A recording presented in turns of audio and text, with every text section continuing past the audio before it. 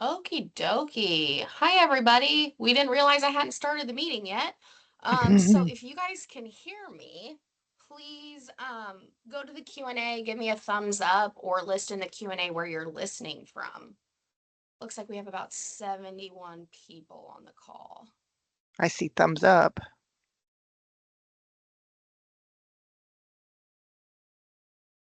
Oh, there's some thumbs up coming in. Okay, perfect. And I have turned off everybody's video and microphone, so you guys don't need to worry about that. We will be utilizing the Q&A. It should be at the top of your screen. Once 10 o'clock hits, I'll do a couple housekeeping items. But as you're coming into the meeting, if you can hear me, can you please give me a thumbs up in the Q&A or list in the Q&A where you're listening from. Let's see. I can see your post Oh, now. okay, perfect. DeKal, Jackson. Hi, guys. Okay, we got about 16 thumbs up. Can you guys see my presentation? I think Lori, I think me and you can see it, but I don't know if anyone else can.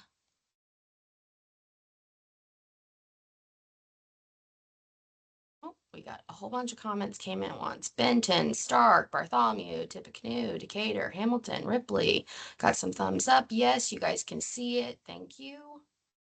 I am not getting all of those. I'm getting some, but not all. Yeah, they seem to, there's a little lag. So I would like to say we have one more minute. But it looks like there's a little bit of a lag in the Q&A. So we're going to utilize the Q&A during the presentation. And okay. Looks like, oh, we got a lot more. So Lori, it looks like we're going to have to refresh as we kind of go through this. Oh, we got a little hi, a little wave. Hi, Sherry. Okay, let's see. This is our first time using Teams, so please bear with us. If I lose something on the screen, I do apologize. Okay, looks like we have a whole bunch of people.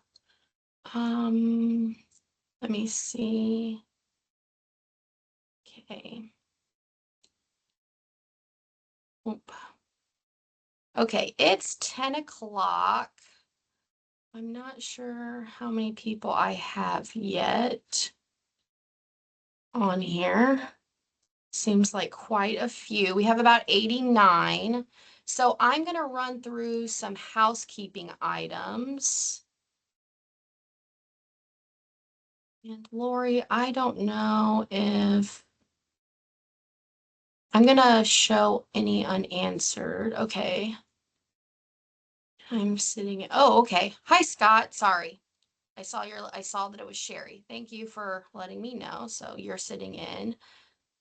You should be seeing my presentation. Do you guys see that, or is it not showing up on your end? We had a question about what should they be seeing. You guys see my screen that I'm sharing? There's some new posts. Let's see. Michelle and Cheryl. I'm working on getting the presentation slides posted to the website. So I will make sure that they're available on the county sheriff's page under presentations and training materials. So I will provide, I don't know, maybe I could drop them in the chat. Here, let's try this out. Bear with me, guys. Let me see if I can drop you the slides in the chat.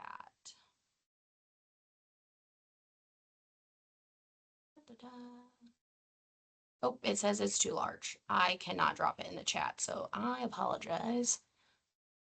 I can't send it to you. I will get them on the website. Knox County says they can't see it. You Everybody else can't says see it. Okay, I'm going to stop sharing my screen and share again and make sure we see my presentation slides. You see that? Let me change my view. Lori, you might want to mute yourself because you're kind of showing up as like the main presenter.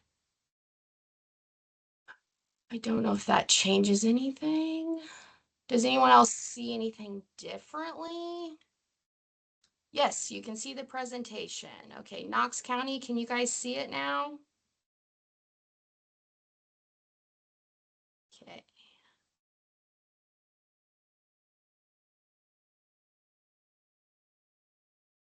Okay, let's see.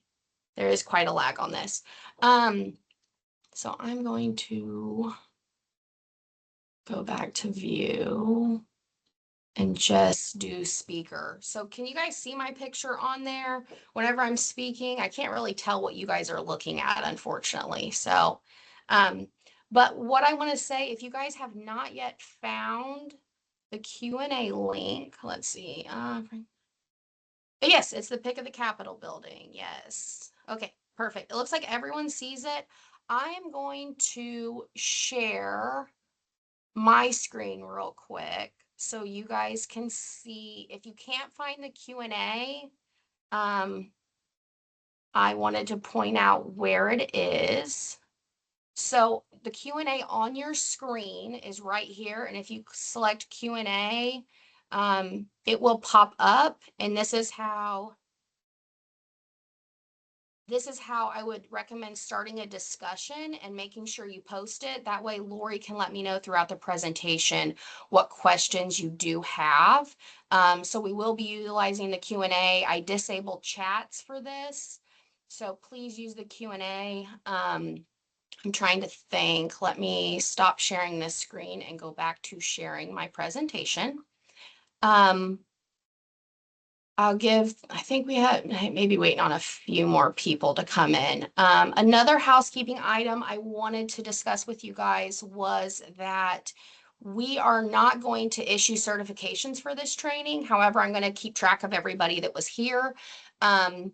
Again, sheriffs, they don't have a training requirement, like a set number of hours. However, they are required to attend training from the State Board of Accounts on specific topics such as commissary and accounting for those funds. So that's kind of what this virtual training is doing, is just kind of extending it to more training for sheriffs and making it available to matrons and bookkeepers. So I know that, again, there might not be some sheriffs in here. However, you might have some people in your office that are attending.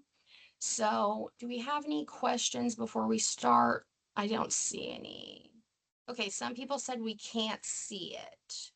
So nobody can see, nobody can see my presentation. Let's see. Okay, people are saying, um, there was a question that came in regarding how will sheriffs get their get record of attending the training.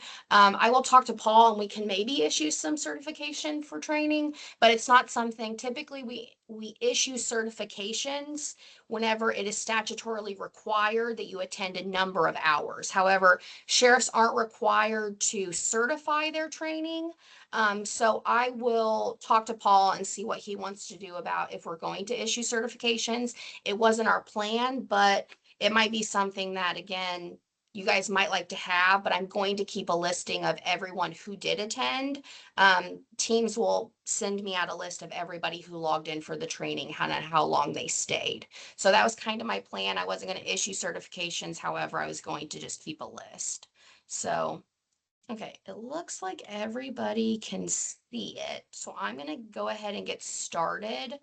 Um, the way we're gonna do the training is I'm gonna shut off my camera, make sure that you guys can just see my presentation slides. I have about 5 topics that I want to cover. And whenever we get to a stopping point from each section, it's called takeaways. I'm going to go over the takeaway slide. And as you guys have questions, please include them in the chat. And Lori will unmute and let me know if we have any questions for that section, or if you have a question that comes in at some point. I plan on taking questions throughout the whole presentation. And if you have any that kind of are miscellaneous, and we don't cover it in the presentation, you can ask them at the end. We should have some time for Q&A.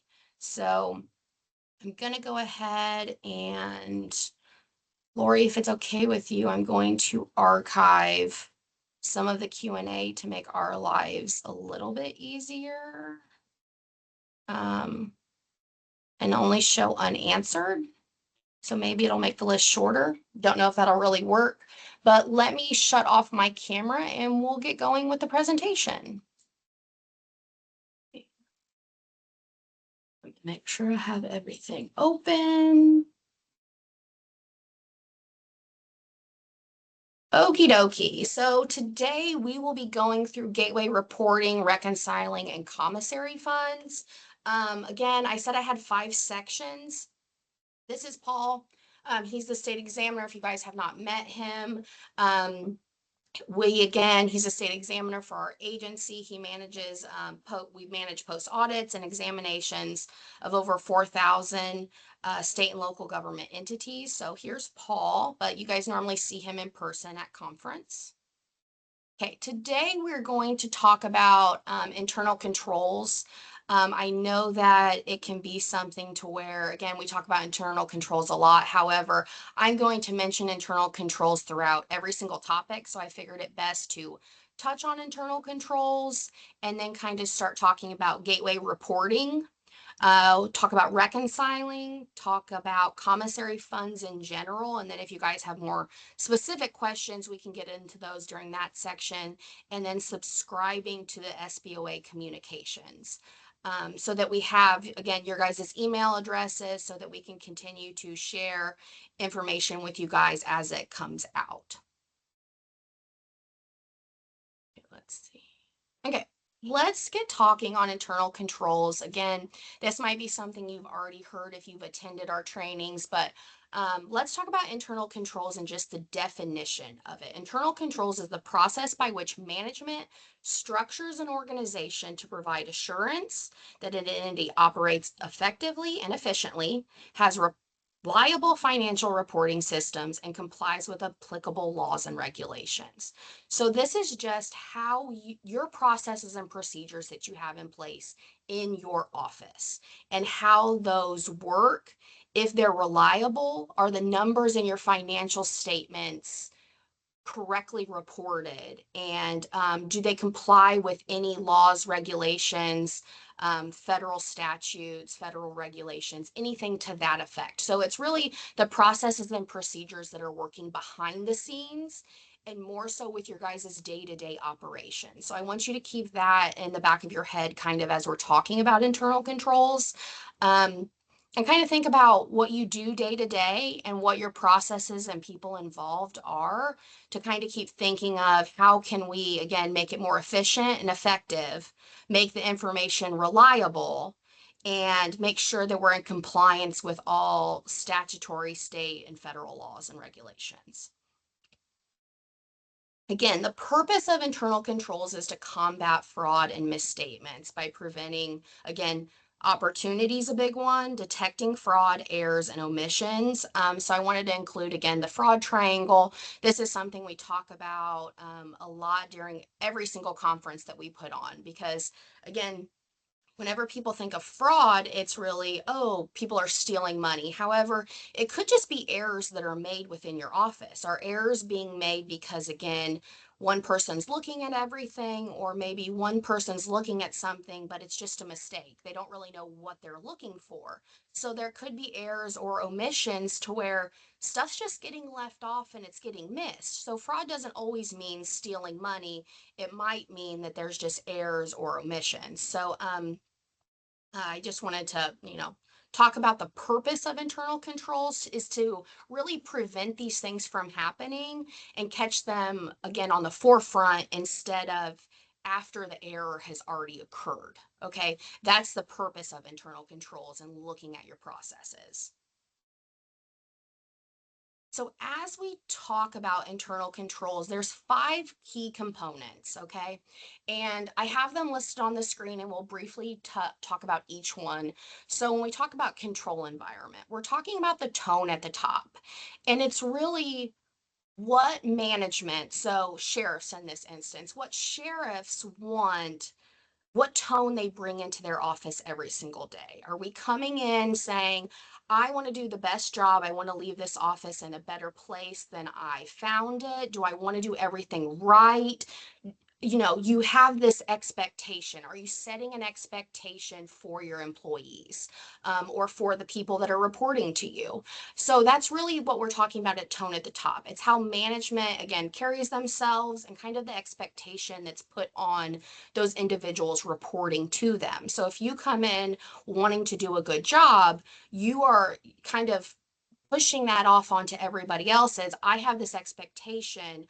I want everybody to be in this mindset, have these thoughts, and want to do a good job. However, if you come into your office again being like, oh, it doesn't really matter where the money's deposited, or it doesn't matter if we reconcile, we don't have time to do that. And then there's a whole bunch of issues. If you come in not so much as really caring about all of the important things, then it can kind of lead to, again, more omissions. There's more opportunity for fraud whenever, if your management is saying, I don't really care about this particular thing, I just care about this, and you kind of shove something off to the side, there becomes to be more opportunity for error and things like that. So it really is important for that tone at the top, setting it at your entity, at your county, in the sheriff's department, and saying, we want to do a good job. And these are expectations. And then the second one is risk assessment. And risk assessment really comes into, where are the risks associated with a process? So one of the easiest ones to think about is cash collection points. Again, there's the opportunity there to take money because cash is coming in. Again, I don't know how many people really have cash that they're accepting a lot anymore. Sometimes it might be credit cards, checks, money orders, things like that. But it's really, where is the risk that something could go wrong? Maybe where could somebody take money? So cash collection points are a good point. But thinking of it from a financial standpoint, this could be just risks such as, is there only one person entering all revenue received into your guys' ledgers? Are they preparing the deposit slips? Because whenever again, that's a risk, you only have one person doing all the things. That's a huge risk. And if that one person in your office, again, they might be extremely knowledgeable and know all the things. However, they could also have the opportunity and the means to steal money, create fake claims, things like that. So when we talk about risk, it's, you need to assess in your processes and procedures, really, what risk are there? Could there be opportunity there to make an error or an omission or take funds? So that's something when we talk about risk that you want to think about. Um, Control activities. These are actually your policies and procedures in your office that set out who does what. Again, one of the things is, I know that there are a lot of smaller sheriff's departments and not large ones that have tons of people to where you can have multiple people doing different jobs. So whenever you think about policies and procedures, it's on the day-to-day operations, from collecting funds to entering it into the ledger to preparing deposit slips to reconciling the bank. Anytime you are handling money or receiving in revenue or even dispersing claims, what are your processes over that? And do you have different safeguards in place to make sure that not one person is doing everything? You want to make sure that you have a review and approval process. It's very important. Because again, if you have one person doing everything, then it can lead to more increased risk and more opportunity. So control activities are really policies and procedures that are in place. Okay. Information and communication is, how are you communicating information internally to your office, of making them aware of what your policies and procedures are. If you have somebody that's new and they're not aware of what your policies and procedures are, how could they make sure that they're doing a good job? So it's really important with information and communication. You're informing people within your office and externally what your procedures are, because you are, again, if you're in having that tone at the top and enforcing, like, hey, I want to do a good job. I want to keep everyone informed. I want transparency. You want to encourage those things. So that's really what information and communication. It's reliable and relevant, and it's for internal and external. How are you communicating it? How are you informing everybody? And then whenever it comes to monitoring activities, you need to know first what your procedures are in your office, but however, are they working? So, for example, if during each audit you keep getting a comment that, let's say, you're not reconciling all bank accounts. Okay, well, what are your processes? Are you going back and looking at your processes and see if it's working? Well, if you're continuing to get a comment that you're not reconciling all of your accounts, is your internal control actually working? I would say no, because you keep getting a comment for not reconciling all depository accounts. Well, why is it not working? You need to try and figure out, look at your processes and see if something keeps, again, being missed, because it might be that maybe you're not reconciling all of your accounts because you have someone new and they're not aware of that account, or they didn't know that that was part of their job duties. So it was just being missed, it was omitted, they weren't reconciling it. So okay, take a step back. How are you making sure you're fixing those? So it's very important to not just fix your internal controls when there's an actual problem, but trying to monitor them before a problem occurs. And that's much easier for me to say because, again, is my audio okay? Someone said it's fading in and out, but I wanted to make sure that you guys can hear me good. Um, but I wanted to make sure that whenever you're talking about monitoring activities, that you are looking at the controls before there's a deficiency or before something happens or before money's taken. So it's looking at your process and procedures and saying, okay, can I make this better? Can I make this more efficient? So those are the five key components. And let's start talking about segregation of duties. And whenever I say a review and approval process, I'm talking about segregation of duties. I'm saying ensure that not one person is doing everything. So you want to ensure that critical tasks within an organization are divided among multiple individuals, and that can reduce the risk of fraud, errors, and conflicts of interest. The three main categories are really authorization. So approval of transactions or activities. So that's where that approval comes into place. Custody, handling cash, assets, records, recording, maintaining documentation or financial records. So when we talk about segregation of duties, it's making sure, again, not one person is doing everything, and you've looked at your process and you've separated those activities out so that you have one person who's collecting the cash, one person who's preparing the deposit slips, and someone else who's depositing the money and recording it into the financial systems. So making sure you look at your process from the beginning, kind of put it in segments, and then saying, okay, who should be doing this, and to make sure that you reduce the risk. And again, you don't want too many people in the process. However, you want enough people in there that not one person is doing everything. And I know that's harder for smaller counties. And a big thing when we talk about internal controls is documentation. If you've ever listened to me or Ricky speak at any of our conferences, or if we've ever come to another sheriff training, we always talk about documentation.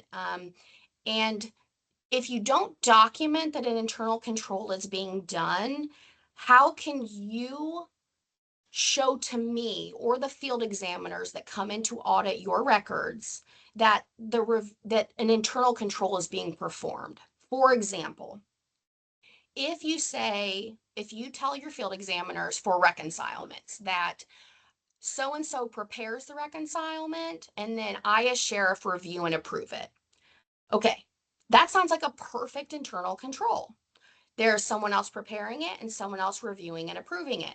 However, if there is no documentation to be found that, let's just say, Tina in your office prepared it and then handed it to Sheriff John Doe, how do I know that someone actually prepared it and it was reviewed and approved by somebody else. So that's kind of the mindset I want you to think about whenever it comes to documentation, because I always say trust but verify, and you have to make sure that you are, again, as field examiners, you can tell me what your procedures are. However, if I can't see them, how can I verify that that internal control is actually being done? So when we say documentation, again, signatures, stamps, emails, you could have a log where you're saying Tina prepared it and John Doe reviewed and approved it on this date, or you have a checklist, or you just use initials and the initials mean something. Tina initials that it's prepared, and then once the sheriff reviews it, he initials and signs, and that shows that it was reviewed and approved by this individual on a certain date. So whenever you think of documentation, how do you document your internal controls? What can I see, what can we see from a state board of accounts perspective that it's being done? What purpose does the documentation provide? Is it telling you that there was this person prepared it and this other person reviewed it? Is your documentation consistent? So again, it becomes harder whenever you keep changing your process. So if you start with a checklist and then you go to emails and then you maybe go back to signature stamps, that's not really consistent, and it's kind of hard. It's more easily to miss documentation whenever you're not being consistent with what you're doing. So I would just recommend consistency is key to make sure that it's being done. And does your internal controls detect and correct errors? So if you continue to have problems, for example, with your reconcilement, are your internal controls that you have in place actually working? I would say not, especially if you continue to get a comment in a report, or if you feel that there's still variances in your reconcilement. So I would just encourage you to monitor those internal controls, see if they actually work or not, and if they detect those errors. So let's get to our internal control takeaway slide. So the key things I want you to take away and I want you to continue to think about as we kind of keep talking is, are your internal controls designed and internal controls are designed and implemented by management. So these are management controls. This is what works for your office. If you talk to another sheriff's department and that process is just isn't going to work for you, then what will work for your office and your people in there? What are your people like capable of doing and doing well, and what people do you actually have? Because that's the biggest issue, is you guys don't have enough people sometimes to have proper segregation of duties. So you just want to make sure that you're designing them for your office. Internal control should always be evolving and never stagnant. So it's easy to keep doing the same process over and over again, because if it's not broke, don't fix it. However, if you are not assessing the risk over those internal controls, for example, you get a new person.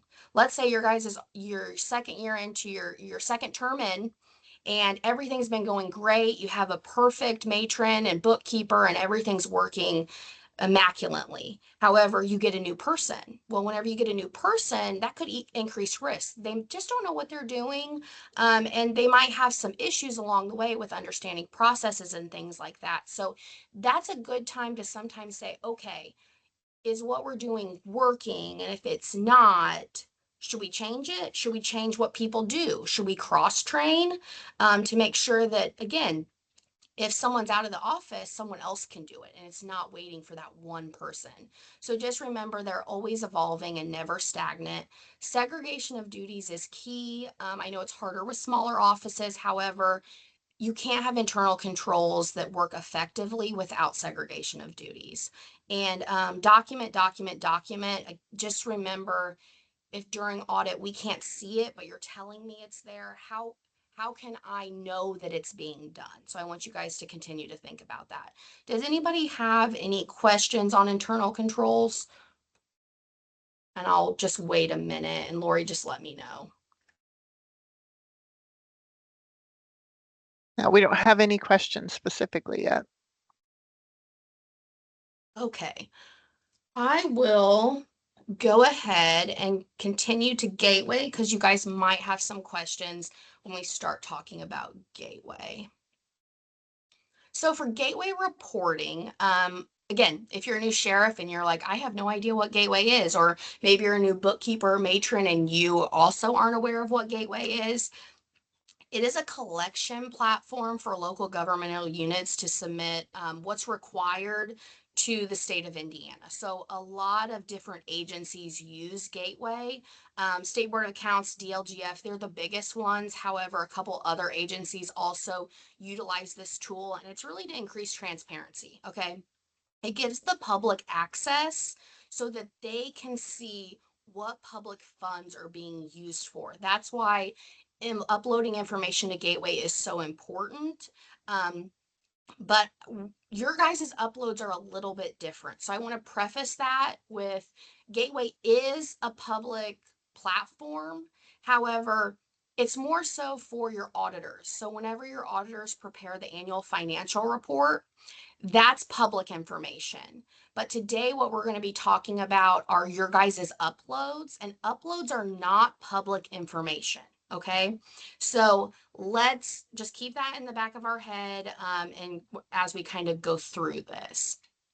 If for some reason you're still going, I have no idea what Gateway is and I don't think I have access to it, I wanted to include this slide on the screen.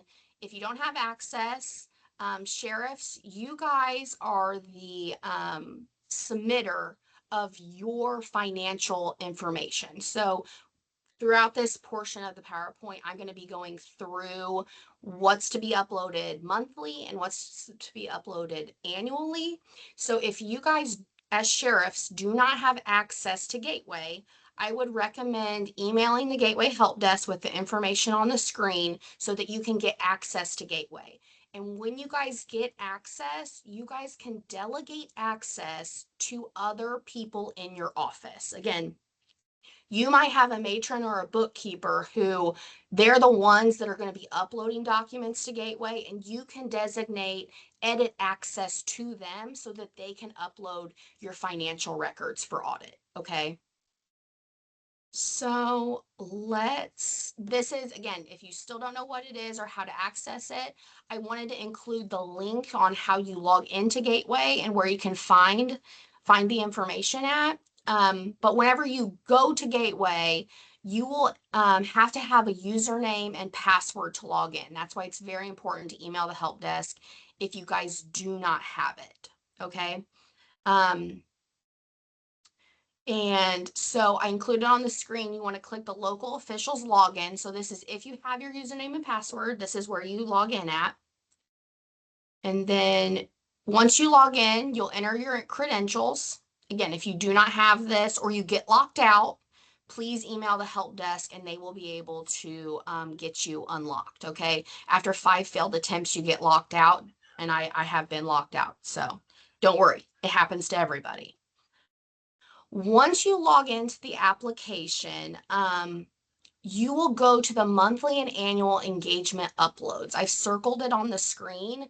This is really the only application that sheriffs will need to upload documents into. You might need to upload conflict of interest disclosures. That's a few down there, so you can upload documents there. But however, for this presentation, I'm only talking about monthly and annual engagement uploads and what's required to be uploaded. Okay, so uploaded monthly. So monthly, you are required to upload bank reconciliations, bank statements, outstanding checklists, and your cash balance reports. Okay. I have went through the next couple slides break down which each one of those are. So if you have questions, you can always refer back to this PowerPoint or give us a call. But let's just start talking about them. So bank reconciliation. So it's a document that shows how you balanced your bank to your ledger. And lots of people, from reviewing bank reconciliations whenever I was in the field, some bank reconciliations people say they perform as just kind of going through the bank statement and making sure like, oh, checking off deposits and checking off checks or EFTs that clear the bank, things like that. When you're doing that, you're more so just reperforming the bank statement. That's not really a reconcilement. So when we talk about reconcilement, you are taking what you have as your ending bank balance plus deposits in transit, minus any outstanding checks, looking at other reconciling items and comparing it to your ledger. Okay. We will go more in depth to that in a couple more slides, but what we're looking for uploaded into Gateway is where you're comparing the bank to your ledger. Okay. That's what's one of the uploads that are required monthly. And with those uploads, bank statements. So bank statements, we're talking about the front, the back, the optical images that are in your checks. We want all the pages of your bank statements, okay, for all depository accounts. Um, so really you just want to make sure that you're uploading your bank statements in entirety. I feel like sometimes people forget that sometimes bank statements are front and back. And if you're one of those people that reconcile on the back of your bank statement, if you're not scanning the front and back of those bank statements, then we're not getting the reconcilement that's on the back of there. So just make sure you're uploading the front and back and all the pages for the bank statements for all depository accounts. Outstanding checklist. This is a list of all of those checks that have been written but have not yet cleared the bank. So you should be maintaining a list for these. So again, for commissary and for inmate trust. And I know your guys' inmate trust checklist, outstanding checklist can be very long because they don't cash the checks whenever you write them. So we have to make sure that we're including all the outstanding checks, okay? Because those are incorporated into your reconcilement. When we're talking about your cash balance reports, we're talking about the sheriff's cash book, the Form 205. So this is your ledger of receipts, disbursements, and balances for commissary funds, and the Form 358 ledger of receipts, disbursements, and balances for inmate trust. And I know this is probably where you guys are going to ask a lot of questions, so I just want to say it. Again, I'm talking about forms, and my next couple of slides will show you the prescribed form that we prescribe from the State Board of Accounts. However, you guys probably have a a system that does this. So don't panic, please. If you use a system, I think some people use Lockdown. There's a whole bunch of sheriff systems that people use. But whenever you're using something that's electronic, so whatever your electronic software is, if there's a report that has the same information that's on our prescribed forms, just upload that report here. Okay. That's what we're looking for. We just want the form, the electronic form that you guys are using that has replaced the prescribed form. Okay. And if you guys have questions after this, we can always have a conversation. If you don't feel you're uploading the right documents, we can always take a minute, look at the documents that you are uploading and make sure you're uploading the right ones. So let's go through what these forms look like. And then you can kind of know maybe like, oh, hey, that's this from my software. I just have to run this report out of there. So the Form 54 is the sheriff's cash book. This is what the prescribed form looks like. Okay, so it has all receipts and disbursements. It has the date, receipt or check numbers, cause or tax warrant number, who you receive the payment from or who the payment is to, on what account, total cash received, and then it kind of breaks down like sheriff's fees due for the count, due from the for the county, court costs, gross income tax warrants. Then it starts to get over here, cash bonds, sheriff. This was a very long prescribed form. So it's a possibility that your software has it condensed and it looks really pretty. However, our prescribed form is very long. So that's why it's broken up here in the center. So on the second page or the second part of this, you have the cash bonds, sheriff personal fees, other trust funds, and then you start getting into the disbursements that are listed there. Let's talk about the Form 205. So commissary. A lot of individuals have software that you guys use for your commissary reporting, but this is what the Form 205 looks like, our prescribed form. It has receipts and disbursements. And I think the biggest thing I want to point out is If your software doesn't have this code column or have a section for you to put what section of the IC code like that the expense is from, like for example, if it's like 1 through 10, that column is very important because it's distinguishing how you in the sheriff's department are classifying that type of disbursement. Where does it fall within statute? Okay. Some commissary forms that I've looked at that come from systems don't have that code column, and it doesn't really have anywhere for you to distinguish where it's in compliance with the statutory code. Okay, so it's very important that we have that code column there. But that's what that looks like. And inmate trust, this is really the inmate, the date, receipt number and source, amount of receipt, and then whenever like date, warrant number, amount of warrant, and balance. This is keeping track of all of those inmate trust funds. So anytime that they come in with monies, that would need to be then collected and receipted onto here, maintained, and then whenever they leave, dispersed back out to them because you are just holding it for them until they leave. So that's kind of what this ledger looks like. Okay. Let's talk about annuals, and I'm almost done with my gateway one, and we'll talk about any Q&A that have come in. But let's talk about annuals. You guys only have one annual upload requirement, and it's the inmate trust fund subsidiary detail. So what we're looking for is the listing as of December 31st, which should include the inmate name, inmate number, and account balance at year end. The total should agree to the fund balance per year end. So whenever you guys are reporting trust funds, you guys have it as one line. However, you should have a detail that lists all inmates and being able to reconcile that balance to what you're reporting as that one inmate trust fund number. Okay. And those should be reconciled back to each other. So what we're looking for in the annual upload is the detail of all of those inmates. So due dates, so monthly, I included a screenshot from the website. It shows the deadline. So January monthly files should be uploaded March 15th. So just remember the 15th of each month, you have something due in Gateway.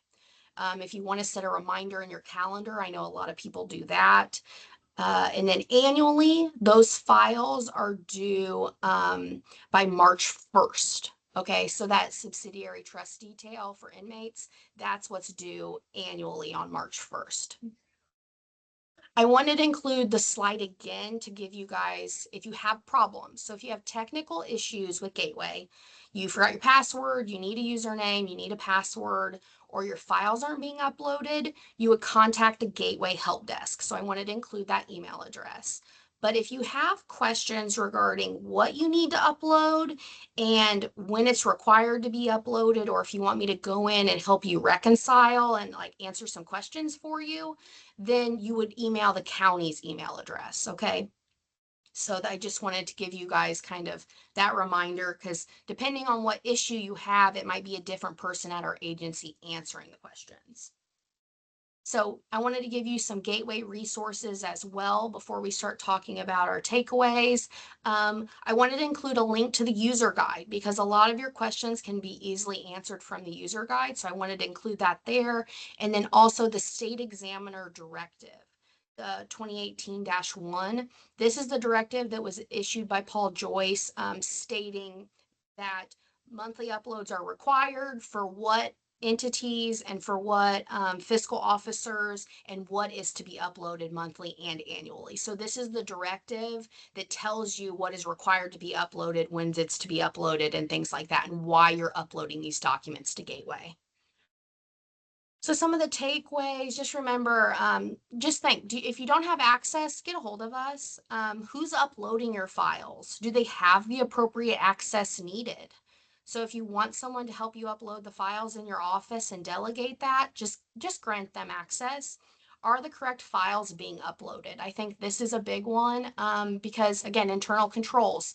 If you're not uploading the information into Gateway and it's not there whenever we come into audit, it's a possibility that it could be a finding in your public audit report if the files aren't uploaded or if you're not uploading the correct information. So you want to make sure you have processes and procedures in place to make sure all your files are being uploaded.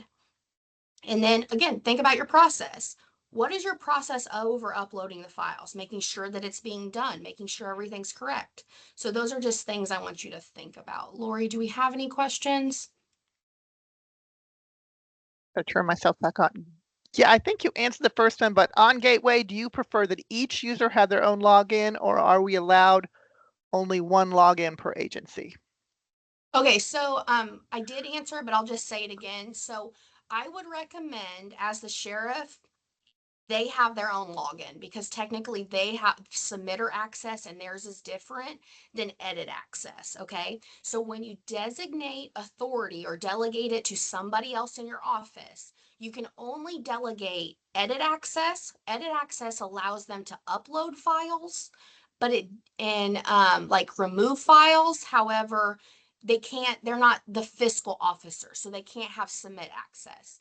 Then there's also read only access. And I want to make sure that if you delegate access to somebody and if you're expecting them to upload the files into Gateway, if you designate read only access, they can only look at the files that are there.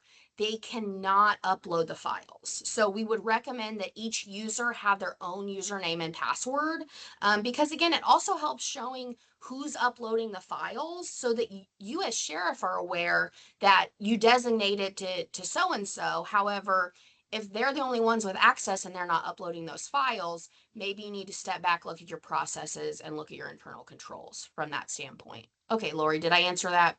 I think so. I have a question. Can you answer questions about lockdown and what needs to be included? We might have to talk about Tammy. I think Tammy, you asked that question. That might need to be something we talk about offline, just because I'm not certain what question you're asking about lockdown. I know that there has been some concerns with there are a lot of reports in lockdown. However, you don't know what's required by SBOA. And if that's your question, we might just need to get on a Teams call, me and you talk about what reports you can access and look at kind of what we're looking for and go from that standpoint. So I don't think I can answer all your questions about lockdown right now. So that might need to be something you email us about, okay? And can I get a copy of the Form 358 so I can make sure we have this in place? Yes, if you want to email counties at sboa.in.gov, I will send you a copy of it in a PDF form, but it will also be in my presentation. So if you would like to email counties, I will send that to you once I get the email. Are they on the website, the forms?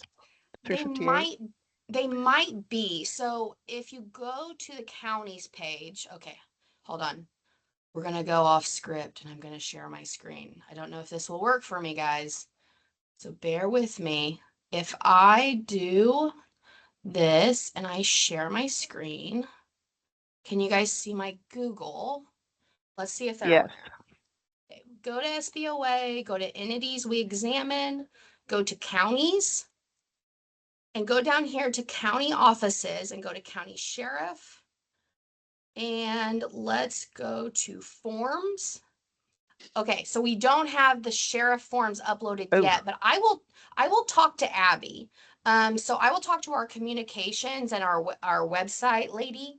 She's a guru with this, and she will make sure that we get the form 205 uploaded, the 358, and a copy of the 54. Okay, so we have all of the ledgers that we're looking for uploaded, but please email me and I will go ahead and I will get you a copy of that. Okay.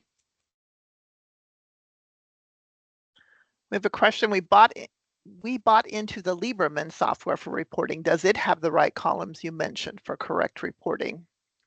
It it might. I don't know. You guys typically don't ever tell me what software. Like whenever you guys ask questions, you just send me a report, so I'm not certain if I've ever looked at a report from there. But if you would like to send it to me, with kind of just your question, I can take a look at it and we can have a conversation about it. Sound like a plan? And Ashley would like to be included in your discussion on lockdown. Okay, Ashley, we can have a personal discussion on lockdown if you'd like. Just send me an email to counties and we can set something up, okay? I upload the commissary fund report monthly and the annual report. Are you saying I need to upload a report for each inmate receipt and disbursement? No, we're talking about, so we're not talking about receipts and disbursements in detail. I'm talking about the report that has the list of the inmates. So let me go back a few slides because really all that we're looking for and all that you're required to upload is a listing that includes the inmate name, inmate number, and account balance at year end. So it's not all of the documents, it's just that detail of all inmates. Does that make sense? Any more questions? That was the last one. Okie dokie. I will fast forward. Oop. Okay, I want to start talking about reconciling. And again, I'm going to talk about it very generally because you guys might have something that comes up in reconciling that you might have more specific questions.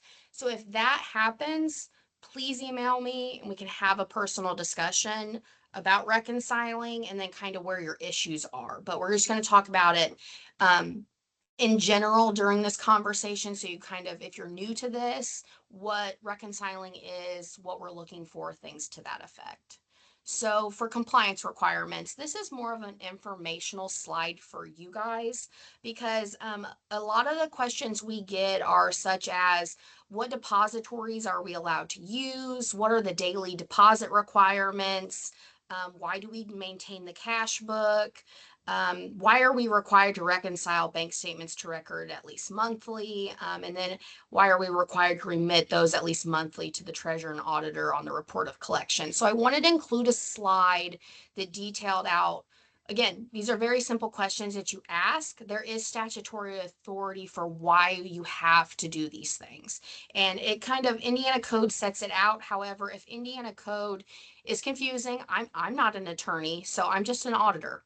I'm an accountant. So whenever I look at law, sometimes it's confusing as well. So we have additional guidance maybe that might be helpful, or if you have a more specific question. But I wanted to give you guys a starting point with the Indiana code so you know why you're required to do something. I feel like always knowing why helps me understand the process, but that could just be me. So, accounting for collections. I just wanted to include a slide on here really for you guys collect a lot of different things, and it's a question of kind of where am I supposed to be receipting these things into. So accounting for collections, fees, and other collections, you need your receipts. You reconcile daily cash collections and deposits, posting to your records. So this is just how you account for all of these things, all the fees that you collect, how you receipt them in, how you post them to your records, how you're reconciling to your bank, and how you're actually turning over any of those funds to the county that again aren't commissary or inmate trust. So on your report of collections. So this is just kind of a breakdown of the things that you do in your office. However, it's a short list, but your guys' procedures are much more detailed in that.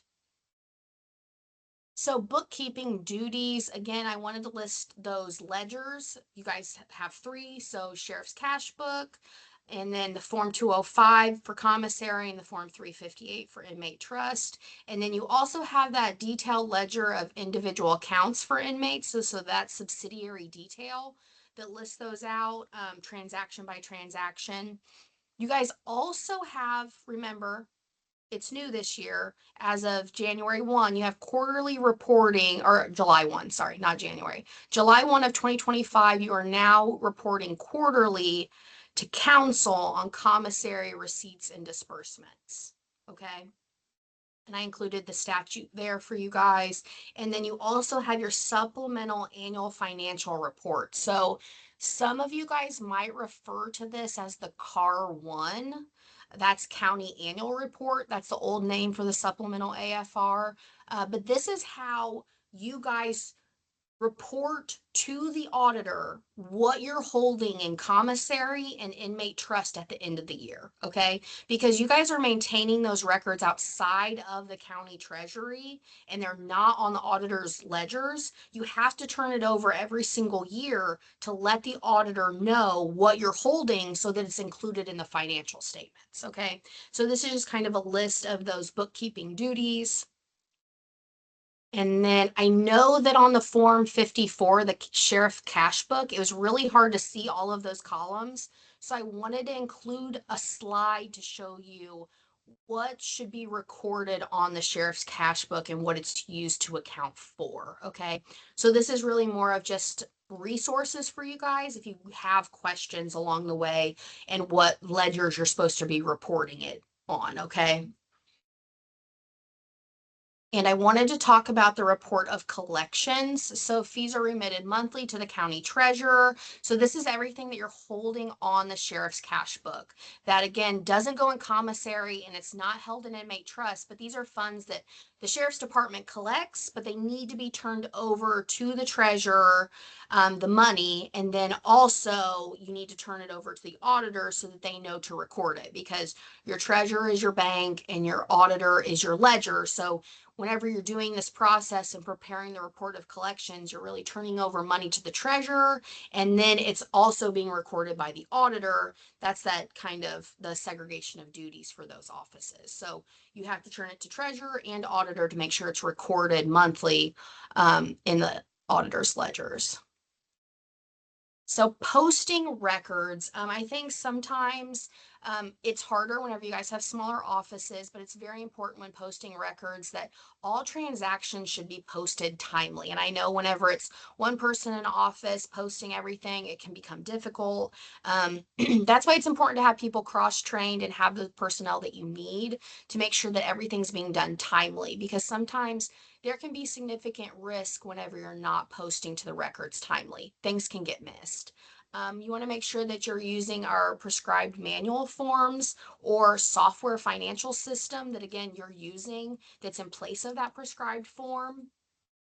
And for commissary funds, post all receipts to commissary, transfers of payments from inmate trust to commissary, post all disbursements from commissary, and keep all supporting documentation for disbursements. And we can talk about that a little bit more in the presentation when we start talking about commissary funds, because I know that's been, again, a hot topic.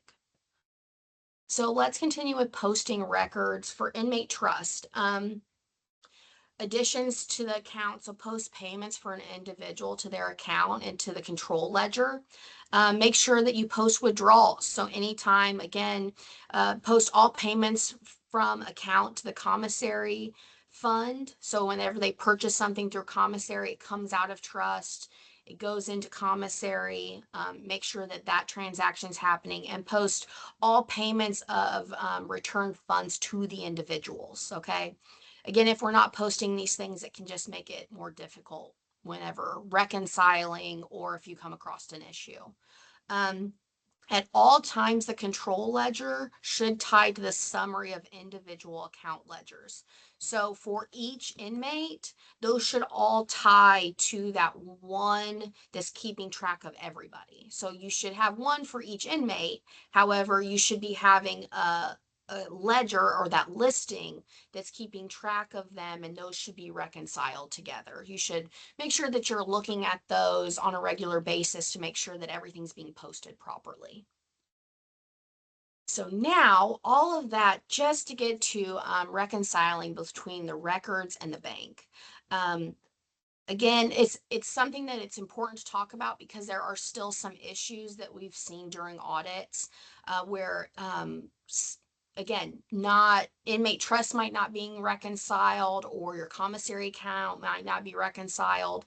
And sometimes it's not, again, the individuals that are working on it right now. It could have been an inherited problem. So that's why it's super important to reconcile between your records and the bank. So we're just going to talk about that. And again, as you have questions, put them in the Q&A and we'll discuss them at the end of this section. The ledger is your record balance. So when we're talking about the commissary ledger, inmate trust ledger, and the sheriff's cash book, that is again the ledger of your records. So we want to make sure that everything is recorded timely. That's why it's important to post. There will be timing differences between your records and the bank. And sometimes this can cause you guys to have a variance when reconciling. So some of those timing differences can be deposits in transit, outstanding checklists. Credit cards are a big one that are sometimes hard to reconcile, and there's a lot of timing differences. Interest earned or bank fee charges, those can be a difference, and non sufficient fund checks. Okay. So to be reconciled, you must be able to identify and support any variances between the bank and your records. And so, for example, I know sometimes people are like, oh, I reconciled. So again, you compared the bank to the ledger and you had a variance. Well, if you have a variance, have you identified it? That's something that, again, whenever we come in and we reconcile commissary and trust during an audit, we're going to say, okay, we reconciled you guys. However, there's a variance. And if you guys are like, oh, yes, I investigated that variance, it was this, this, and this. Well, whenever you're identifying those variances, you want to make sure that, again, if you've identified it, it's an identified variance and you know what it is. So you need to include it in your reconcilement. It's not necessarily a variance. However, if you can't identify the variance and it kind of just keeps building, it can become a problem because do you have enough money in the bank? Or do you have too much in the ledger? What's going on? Did something not get posted? So you need to ask those questions and identify what the variance is at the time. Again, I know I've kind of said all of this, but I wanted to kind of give you a picture. So on the left-hand side, your bank balance as per your bank statement. So this is the figure the bank says that you have. And then on the right side, the bank balance as per your accounting system. So what's in your software? What's on your ledger? This is what you say you have. If you aren't comparing these two together and seeing if there's a difference, you're not reconciling. So we need to be able to see when we come into audit that you're actually comparing the bank to the ledger balances and determining if there's a difference between the bank and the ledger. Okay. So, oh, it went backwards on me. Okay, so I wanted to detail out again, if you're new to reconciling, these slides are really for you. If you're someone who's been like, I've reconciled for years, I've never had a problem, then these slides maybe aren't for you, but I wanted to include them as resources. And I wanted to go through again how you would reconcile step by step. So you would, step one, review all the deposits and trace to your ledger for receipts and your duplicate deposit slips. So this is where you're going through and making sure your deposit's cleared on the bank statement. Note any discrepancies and determine, okay, did you record that in your ledger? Yes or no? Go from there. Step two, review all disbursements and trace to your ledger or check register. So this is where you're taking that bank statement and you're going through your ledger and you're saying, okay, did everything that come out of my bank, did I record it? Or are there any variances like, did I post something to my ledger that maybe hadn't cleared the bank yet? Possibly that could be an outstanding check. So step three, review the statement for any activity not on your records. So most of the time that's always bank fees, bank errors, or interest. So almost every single month you might have something like that that's showing up. And then review your records for the month. Now in step five is where we're starting to compare the adjusted bank balance to the ledger. So this is where we're saying, do we have a variance, okay? If the two balances don't match, determine why. And this is where I'm saying identify that variance. So example, receipts on the ledger don't match your deposits. Well, that's a variance. Well, did you maybe post something twice that you received it twice? That could be why you're off. So you need to make sure you make that correction and then you should balance. Disbursements on the ledger don't match the check amount. So maybe something was keyed into your software incorrectly and it's just an error. So just make sure you fix it. Again, as you're going through your reconcilement, it's a tool for you to say, have I posted everything correctly, or did something not make it to the bank? Because again, you guys do this daily. You guys are going through the motions sometimes. You have personal lives, you have work. So you might just be going through the motions every single day. However, when you get to the end of the month, you don't remember what you did at the beginning of the month. That's hard to remember. You got a lot of stuff going on. So your bank reconcilement should be used to say, okay, if I have a variance, maybe I forgot something. Maybe I posted it incorrectly. So we need to make sure that, again, all variances need to be identified, investigated, and corrected. And I also included like an example on there for adjustments that maybe you need to make that weren't posted yet. Like a transfer from inmate trust to commissary didn't get posted. That's a good example. Sometimes that happens. So, again, this is just a So if you guys have additional questions, we can talk about that offline and have a personal conversation. And we can just talk about reconcilements to your heart content. But I want to talk about your takeaways. So really when reconciling, are all transactions being posted to the ledger? That's what you're looking for. Or am I posting everything timely, correctly? Were there any errors? Am I turning over everything on my report of collections every single month? So on the sheriff's cash book, that's just really some place where you should be collecting it, but at the end of the month, you should be turning all those funds over. That's not a place where additional funds should be held, okay? So you really just need to make sure you're turning everything over monthly. Are all depository accounts being reconciled? So okay, I know that I'm reconciling commissary, but am I making sure that I'm reconciling inmate trust? Um, Things like that. Was a variance identified on the reconcilement? What was it? Did I correct it? I think my biggest thing is whenever you guys identify a variance, I've seen it too many times where they go, "Oh, I know I had a variance. However, I just left it there." Please don't do that. That will be a nightmare for you guys down the road. I would recommend, again, once you've identified it, just fix it. It's going to make your life so much easier. And then you're going to have perfect books and they reconcile to the penny.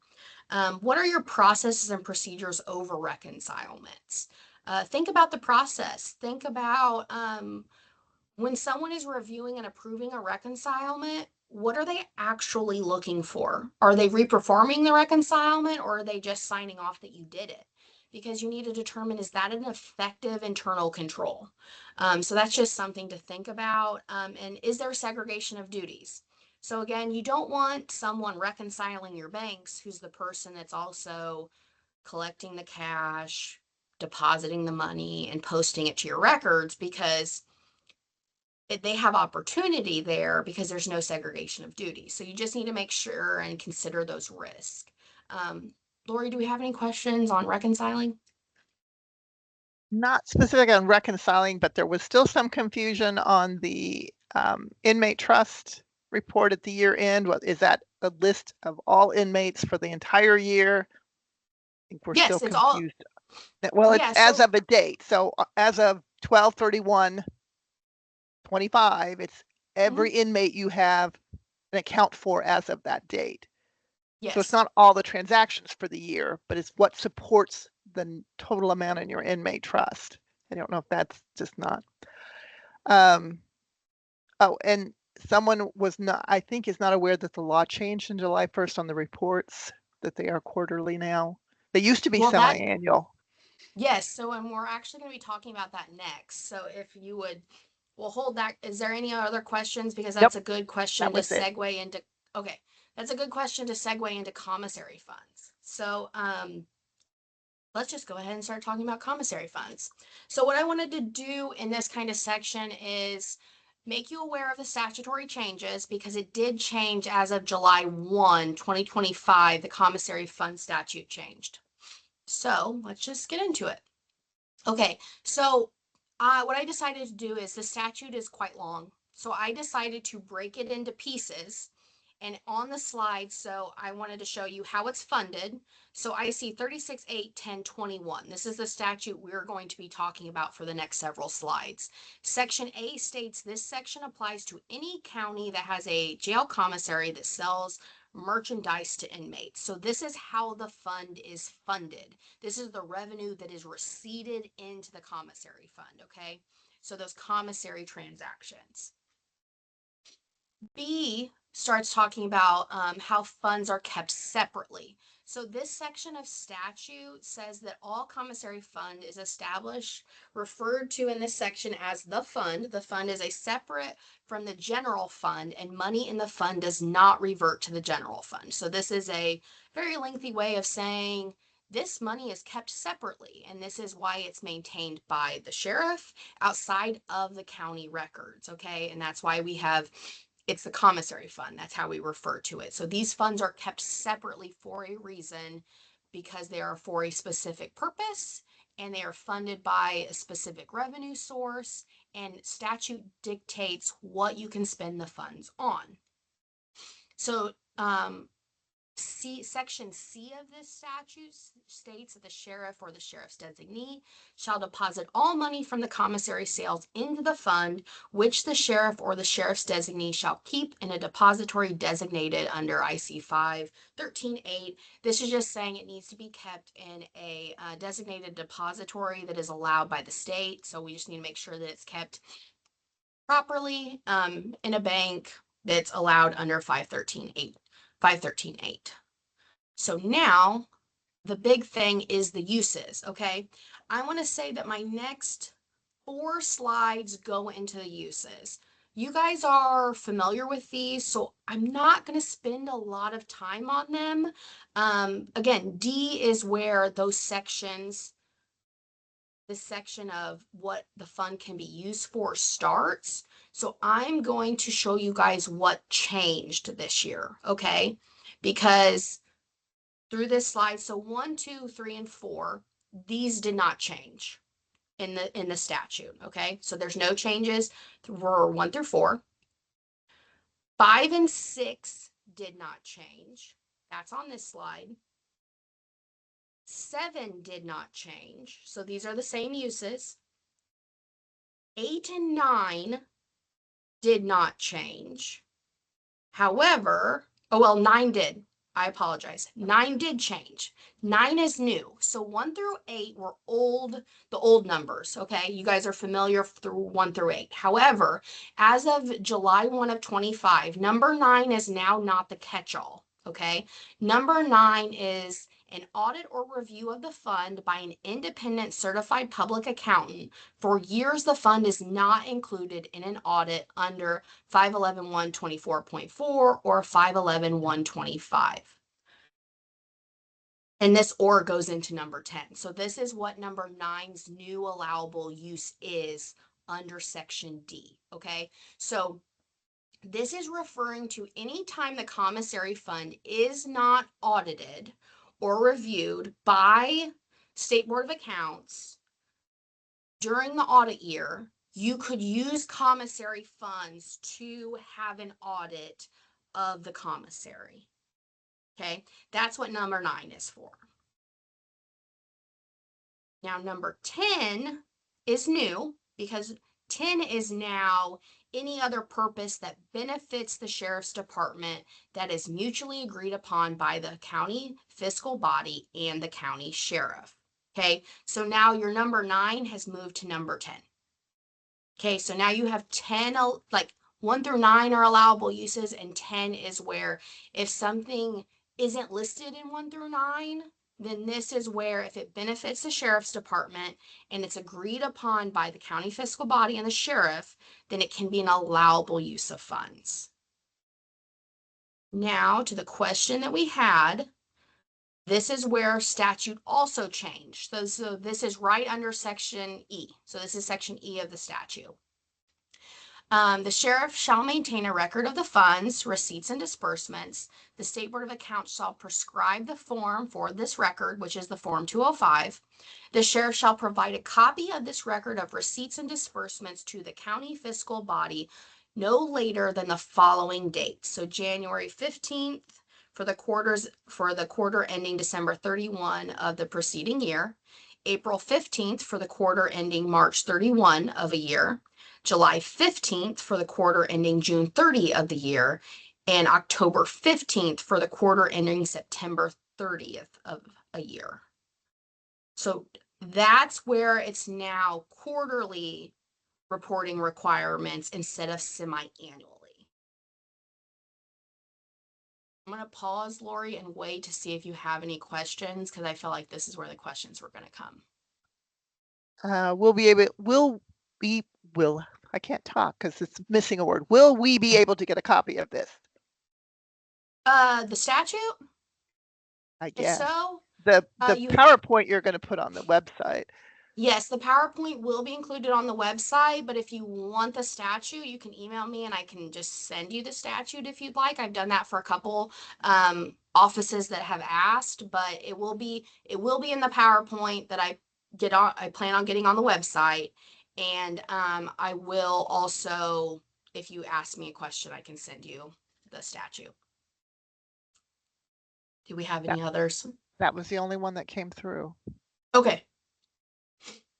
So, commissary records maintained. Again, the Form 205, and if you have questions regarding the Form 205 or your approved electronic ledger. So Okay, we receipts, did have deposits. someone, sorry, they did have one come through. When did number 10 become effective for reporting? I believe it was effective as of the July 1 date of 25. Wouldn't you assume, Lori? Yes. Okay.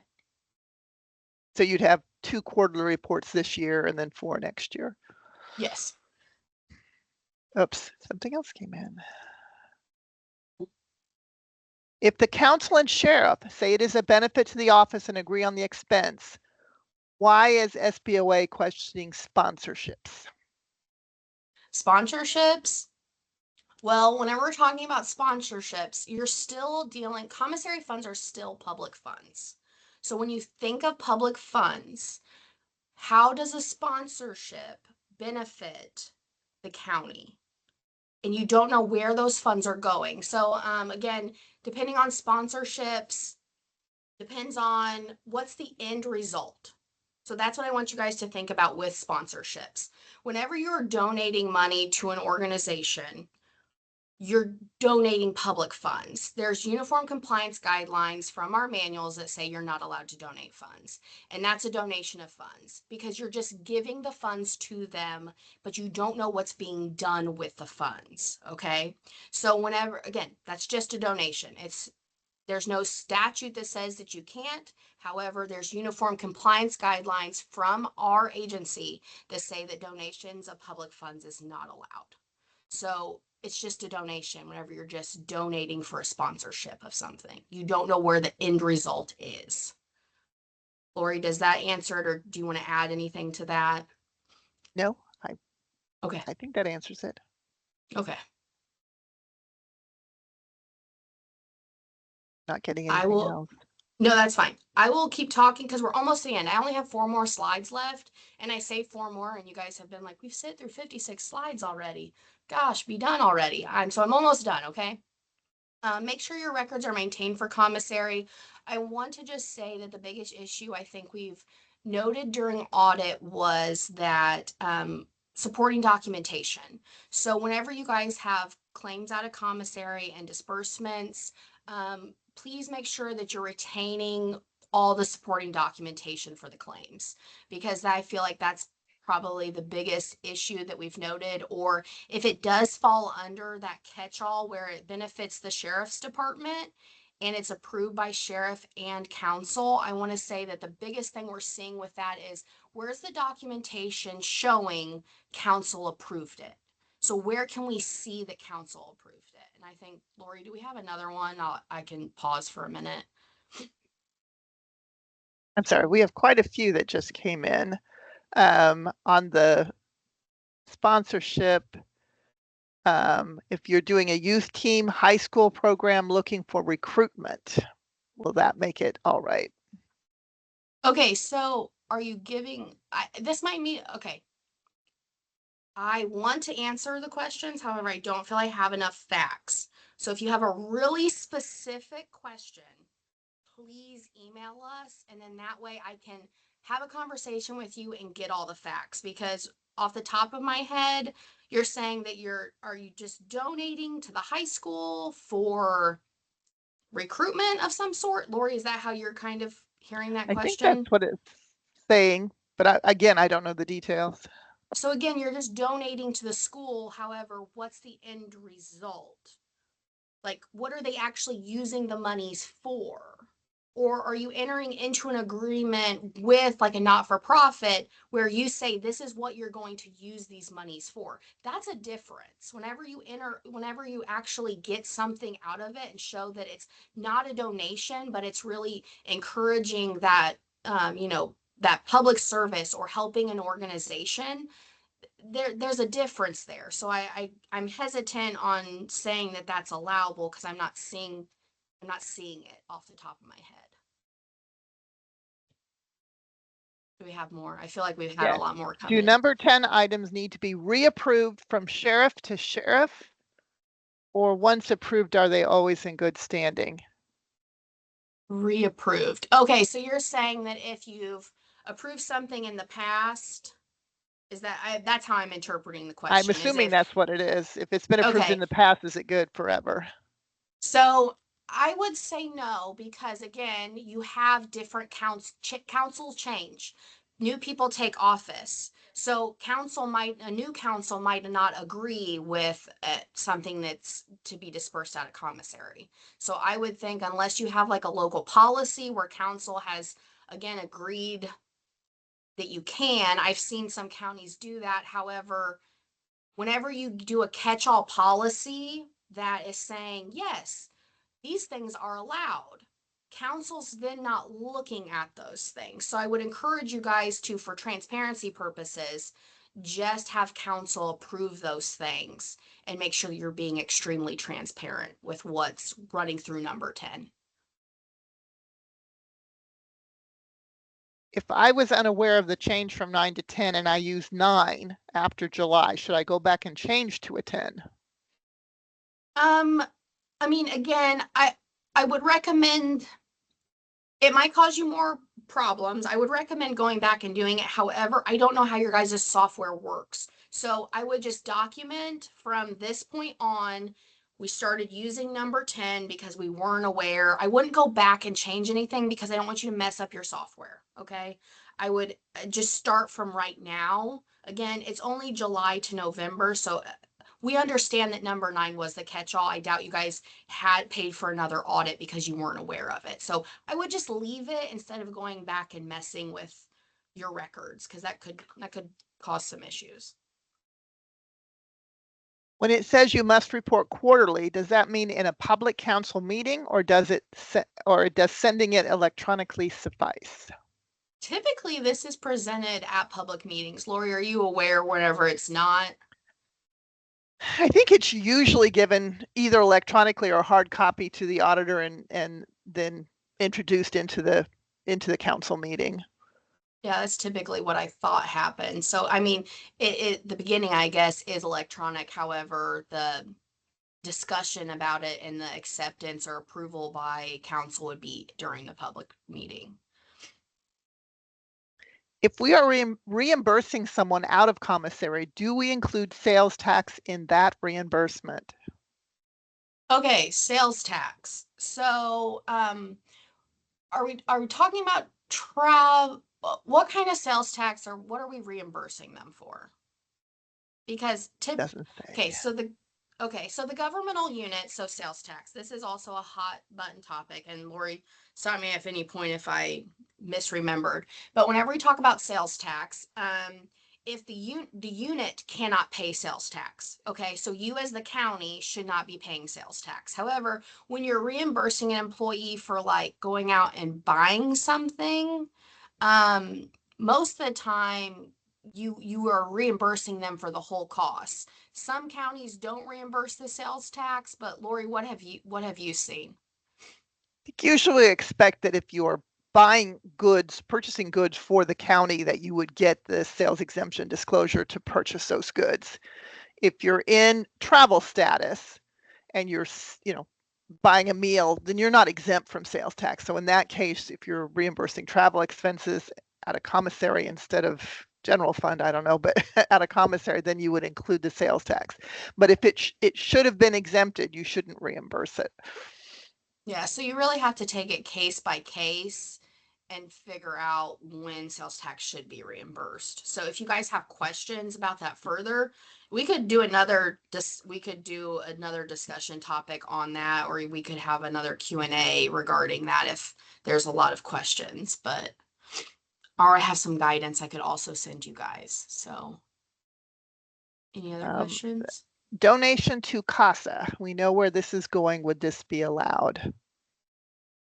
Are you guys, again, this is something that's more specific. Are you entering into an agreement for it, or are you just buying like tables for a gala? Because I mean that becomes Lori. I mean, I don't feel I don't have enough information to answer that Right. one. I feel like there could be more questions and more factors. Yeah, it's all going to be case specific. What was your Yeah. purpose for giving the money to them? Was it just because it's a good place to donate, or were you expecting certain results from that? Or if it's to prevent, juvenile delinquency, that falls in one of your statutory abilities to use your money. So you'd have to have a lot more documentation with that for any of them. If you're going to donate, Yeah. you better have a whole lot of documentation on why you chose to give, what they did with the money, and how that benefited the sheriff's department. If a donation to the sheriff's office is received for a department Christmas party, would the office be able to purchase door prize, gift cards, and other gifts for the employees with those funds?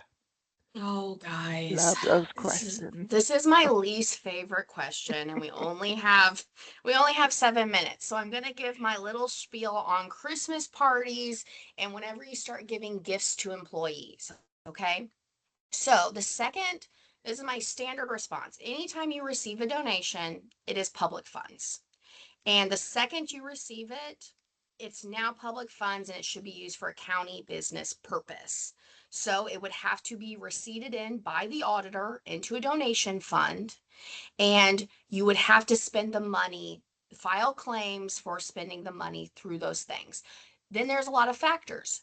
Do you have policies that allow for you to make these types of purchases? Again, it is a donation and it is restricted. So that would say, okay, it's a restricted donation. You still need an appropriation to spend these monies for this Christmas party and buying these things. Now, here's the other end of it. You start giving gifts to employees. Those could be considered fringe benefits depending on the amount of the gifts you are giving. So those gifts could become taxable. Now you are, again, employees are like, I just want the gift. I don't want to pay the taxes on the gift. Well, depending on what the gift is, that's an IRS guideline, and you would have to comply with IRS requirements. So the second that you start accepting restricted donations and they become public funds, what is the business purpose of the county for use of those funds? And you have to make sure that you account for it properly, because if is IRS implications under the fringe benefit guide, you might have to withhold taxes on a gift that you gave them depending on how much it is. So on a case by case basis, you're starting to kind of get into like a really difficult area. So if you would like to talk more about that, I'm more than happy to discuss offline because we only have 4 minutes left. This says, what if our monthly meeting is after the 15th?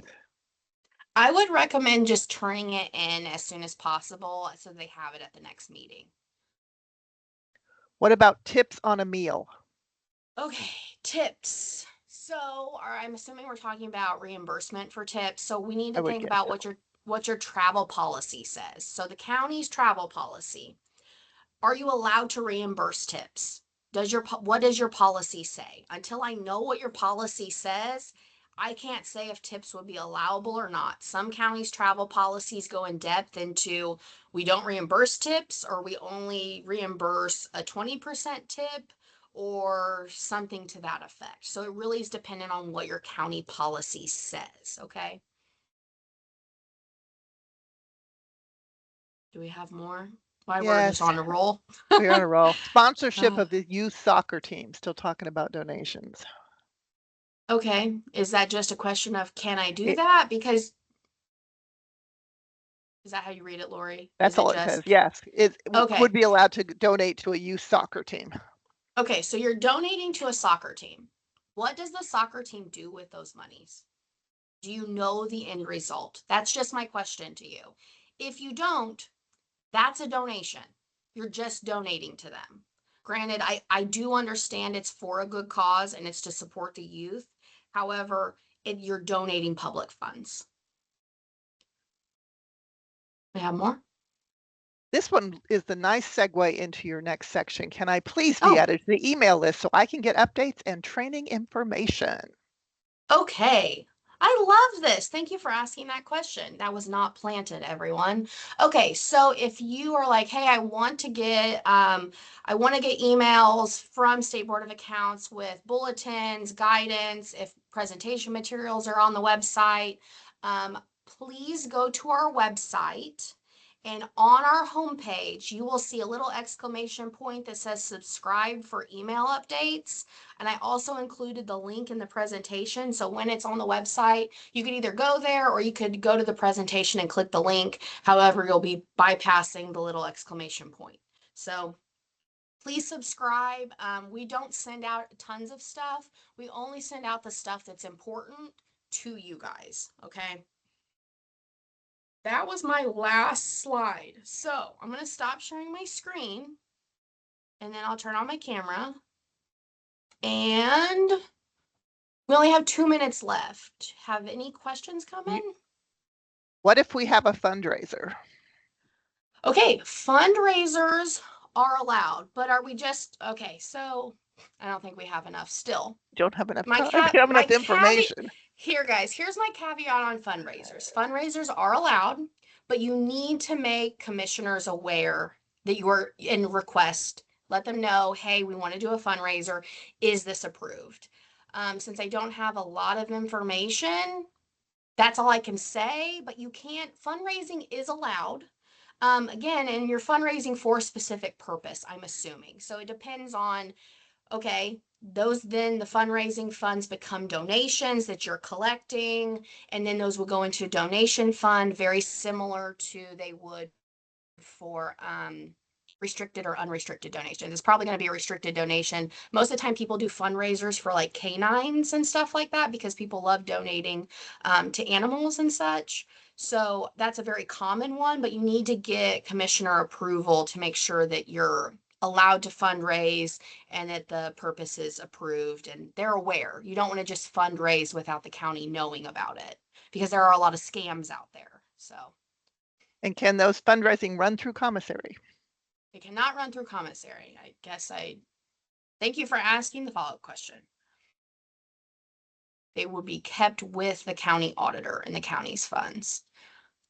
And it's 11:30, so I mean, I'm more than happy to stay on and answer a few more questions. But for those of you that go to lunch right at 11:30, you guys, that's all my material that I have.